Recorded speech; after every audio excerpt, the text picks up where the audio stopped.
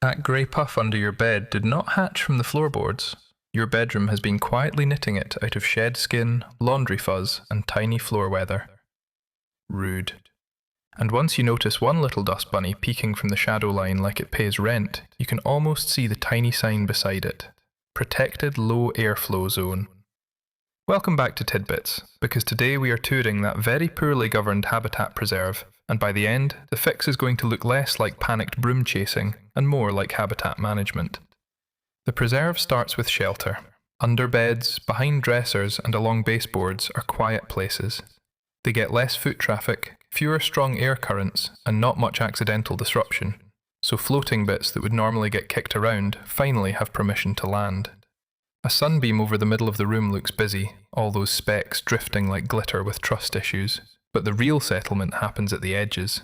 That is where the fluff ball can sit in the dark and develop an attitude. Tenant rights, honestly. And once the preserve exists, the next question is what the residents are made of, because dust bunnies are not just dust in the boring, grey, mystery powder sense. Your room is constantly receiving little deliveries. Skin flakes, textile fibres, hair, pet dander if you have a pet, pollen sneaking in from outside, tiny gritty crumbs from shoes, windows and life in general. Every day your body sheds skin cells, your blankets rub against themselves, your socks drag across the floor, and your towel from the laundry pile quietly contributes fuzz like it was assigned snacks for the class party. Your clothes are feeding the dust bunnies. That sounds dramatic, but lint is basically building material with excellent marketing. Cotton fibres, polyester fuzz, rug fluff, curtain threads, blanket pills, pet hair curling like tiny springs, they drift down into the underbed preserve like a craft store delivery truck with no brakes. The longer fibres become the bunny skeleton and fur. The skin flakes are less glamorous, more like snacks and confetti. Nobody asked for a confetti ecosystem under the bed, and yet, here we are. But loose craft supplies do not automatically become a round little creature, which is where the glue comes in. In dry indoor air, static electricity builds up more easily, especially around synthetic fabrics, carpets, plastic storage bins, and all the rubby little moments of normal life. A sock slides across carpet, a fleece blanket peels off a sheet, a plastic bin scoots under the bed. Tiny charges build, and suddenly those particles are not politely minding their own business anymore. Static is the clingy friendship bracelet of household dust. It helps tiny fibres and flakes grab onto each other, onto bed frames, onto baseboards, and onto the underside of furniture, as if every speck just got a charcoal and orange sticker that says, "Cling, cling, cling." That is how a few lonely fibres become a cooperative little fuzz committee. Not organised exactly, more like a group project where everyone sticks together because physics forced them to. And then the habitat gets weather. Not big weather, no dramatic thunderstorm under the bed, unless your upstairs neighbour owns a treadmill.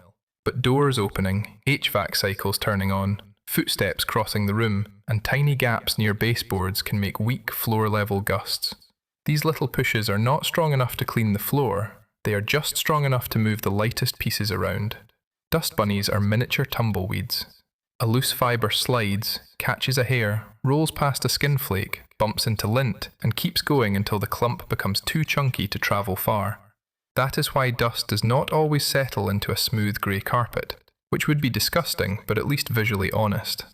Instead, it gathers in corners, behind furniture legs and under the bed, where the weather report is always chance of floor-level gusts, with increasing fluff near the baseboards.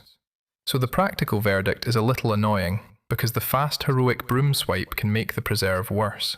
If you attack light dust quickly, some of it launches into the air, waits for the drama to end, and settles again. Bigger clumps can get shoved deeper under the bed, which is basically relocating the bunny village to a darker neighbourhood. A dry broom has its place, but for underbed fluff, speed is not always your friend. Slow removal changes the habitat. A vacuum pass that moves slowly gives suction time to pull up hair and fibres instead of just scaring them. Edge tools matter along baseboards, bed legs and dresser bottoms, because that is where the residents like to sign leases. And if the bunnies keep rebuilding, look at the supply chain. Wash dusty blankets and curtains, reduce linty fabric piles on the floor, clean or replace HVAC filters when they are due, and keep airflow cleaner so fewer particles drift in and fewer charged little friendship bracelets form. So no, the dust bunny was not born from the floorboards. The room supplied the parts, static supplied the stickiness, and tiny drafts supplied the rolling assembly line. Cleaning it is habitat management. Take away the food, the glue, the shelter, and the little wind machine, and suddenly the protected low airflow zone sign can be gently erased and replaced with temporarily closed for maintenance. The tiniest household annoyances usually have real science scribbled in the margins, so keep sending the everyday weirdness this little community should investigate next, especially the household creatures that keep coming back.